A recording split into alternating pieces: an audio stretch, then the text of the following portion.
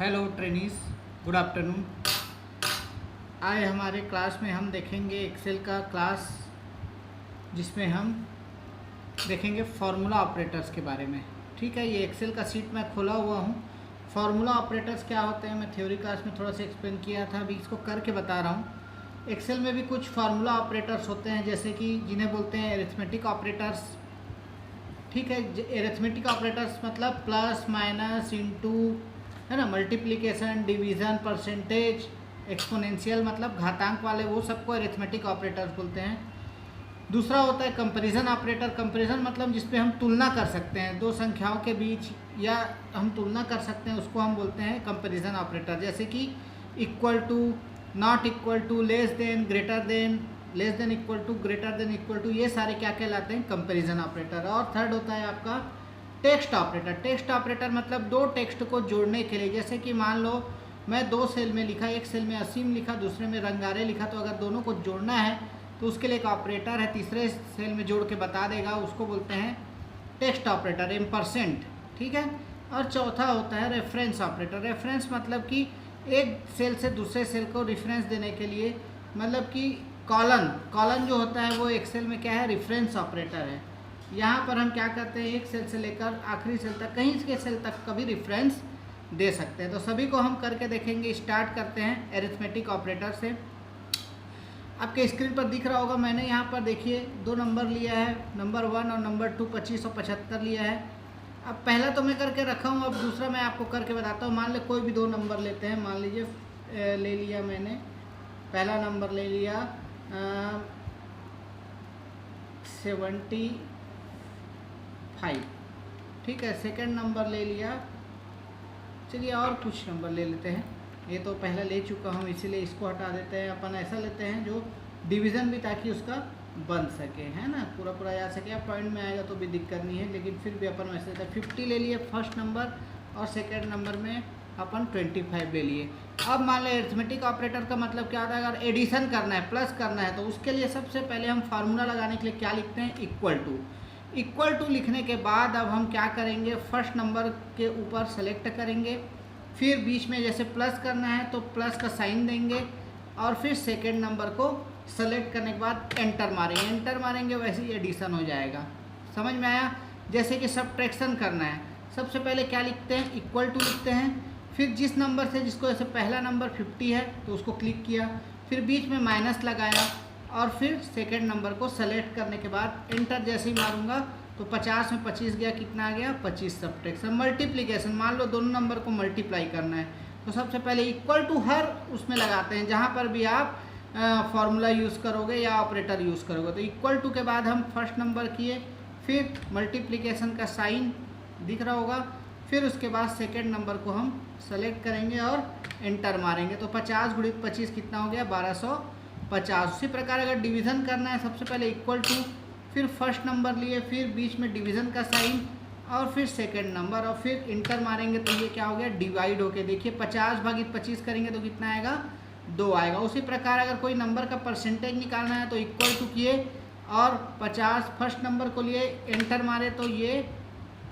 50% ही होगा 50 का।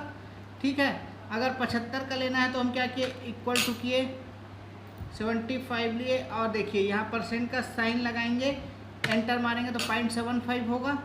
इस प्रकार से परसेंटेज भी निकाल सकते हैं। ठीक है, उसके बाद एक्सपोनेंशियल मतलब क्या होता है, घातांक। मान ले कोई संख्या का हमको घात निकालना है, मतलब 5 को मान लो अगर 3 बार गुणा करें तो कितना होगा, 5 पंजे 25, पंचे 125। तो उसको लिखेंगे कैसे, सबसे पहले इक्वल टू, फिर 5, फिर एक्सपोनेंशियल का साइन। एक्सपोनेंशियल का साइन शिफ्ट के साथ 6 दबाएंगे तो आपका आ जाएगा। ठीक है, उसके बाद हम क्या कर रहे हैं, 3 मतलब 5 का गुणा 3 बार करना है, तो 5 एक्सपोनेंशियल 3 इक्वल टू सब में लगता है, तो यहाँ भी लगा। फिर जैसे ही इंटर मारेंगे कितना आ गया, देखिए 125 आ गया। और सब में आप देख सकते हो, मैं यहाँ पर क्लिक कर रहा हूँ तो यहाँ फार्मूला बार में उसका फार्मूला दिखा रहा है कि क्या फार्मूला लगा हुआ है। देखिए परसेंटेज वाले में परसेंटेज का फार्मूला, मल्टीप्लिकेशन वाले में B5 इंटू C5 लिखा हुआ है इक्वल टू। तो ये फार्मूला बार में आप देख सकते हो, फार्मूला को प्रदर्शित कर सकते हैं, करता है फार्मूला बार। तो कौन सा फार्मूला किस सेल में लगा है, ये फार्मूला बार से आपको दिख भी जाएगा कि ये सब्ट्रैक्शन में क्या फार्मूला लगा है, मल्टीप्लिकेशन में क्या फार्मूला लगा है, डिवीज़न में क्या लगा है, सारा चीज़ आपको फार्मूला बार से दिख जाएगा उस सेल पर क्लिक करते ही। ठीक है, तो ये था हमारा एरिथमेटिक ऑपरेटर्स। इसी के बाद अब हमारा कंपैरिजन ऑपरेटर है। ये देखिए कंपैरिजन मतलब less than, greater than, equal to, not equal to, ये सारा चीज़ है। तो जैसे कि ये मैं यहाँ पर लिया हूँ 25 नंबर 1 में, नंबर 2 में 50। ठीक है, अब अपने को जैसे लेस देन लगाना है तो कैसे लिखते हैं इसको, सबसे पहले क्या लिखेंगे, equal to number 1 less than का साइन शिफ्ट के साथ लेस देन लगाए, नंबर 2, नंबर 1 क्या नंबर 2 से इक्वल है, 25 क्या 75 से लेस देन है, अगर लेस देन मतलब छोटा है तो क्या दिखाएगा, ट्रू दिखाएगा। और अगर इसी को हम यहाँ लगाए फॉल्स, अगर हम ग्रेटर देन लगाए, ग्रेटर देन में क्या लगाए, is equal to number 1 greater than number 2, तो है क्या 25 75 से बड़ा है क्या, नहीं है, नहीं की स्थिति में क्या दिखाएगा, फॉल्स दिखाएगा। तो कंपैरिजन ऑपरेटर का जो वैल्यू है वो किस में दिखाता है, ट्रू और फॉल्स में, रिजल्ट में। बाकी फार्मूला आप देख सकते हो यहाँ क्या लिखा हूँ, B20 लेस देन C20, यहाँ पर B20 ग्रेटर देन C20, अगर यस है तो ट्रू और नो है तो फॉल्स। ठीक है, इसी प्रकार अगर लेस देन इक्वल का लगाएंगे तो वही लगा देंगे, 25 75 के से छोटा है तो, छोटा या बराबर है तो ट्रू, और बड़ा या बराबर है नहीं है तो फॉल्स। ठीक है, अब अगर 75 और 75 को हम कंपैरिजन करें, इक्वल टू है क्या, है ना, तो इक्वल टू के लिए क्या लगाएंगे, जैसे 25 और 25 हो गया। ठीक, तो यहाँ हम क्या लिखेंगे, इसको मैं हटा दे रहा हूँ, equal to number 1 is equal to number 2, अगर 25 25 के बराबर है तो क्या आ जाएगा, ट्रू आ गया, देखिए ट्रू आ गया। और अगर नॉट इक्वल टू में हम क्या लगाए, देखिए फिर से बता दे रहा हूँ, equal to number 1, not equal to का साइन होता है लेस देन और ग्रेटर देन का एक साथ, फिर नंबर 2 नॉट इक्वल टू है क्या, तो नॉट इक्वल टू नहीं है इसलिए क्या आ गया, फॉल्स आ गया। 25 और 25 बराबर है, अगर नॉट इक्वल टू होते तो ट्रू आता। ठीक है, जैसे कि ये दोनों नंबर नॉट इक्वल टू है तो हम यहाँ क्या करेंगे, जैसे कि equal to number 1 is not equal to number 2, enter करेंगे तो ये ट्रू दिखा रहा है। क्यों दिखा रहा है, क्योंकि 50 और 55 बराबर नहीं है। तो ये सेकंड टाइप का ऑपरेटर हो गया। फिर है हमारा टेक्स्ट ऑपरेटर। टेक्स्ट ऑपरेटर में जैसे मैं बताया था आपको, मैं नाम लिख रहा हूँ असीम, फिर लिख लिया रंगारे। अब दोनों नाम को मेरे को जोड़ना है, एक ही सेल में दिखाना है तो क्या करूँगा, इक्वल टू, ये सेल को सेलेक्ट किया। फिर टेक्स्ट ऑपरेटर क्या होता है, एम्परसेंट, एम्परसेंट का साइन जो शिफ्ट के साथ साथ दबाएंगे तो आएगा। फिर ये सेल को सेलेक्ट किया तो क्या होगा, दोनों नाम जुड़ के मेरे को एक ही सेल में दिखाई देगा, असीम रंगारे। ठीक है, तो इस तरीके से टेक्स्ट ऑपरेटर को यूज़ किया जाता है। एम्परसेंट से कोई भी टेक्स्ट को जोड़ने के लिए ये ऑपरेटर उपयोग होता है। उसके बाद लास्ट है आपका रेफरेंस ऑपरेटर। ठीक है, ये दिख रहा होगा, रेफरेंस ऑपरेटर मतलब कॉलम रेंज देने के लिए।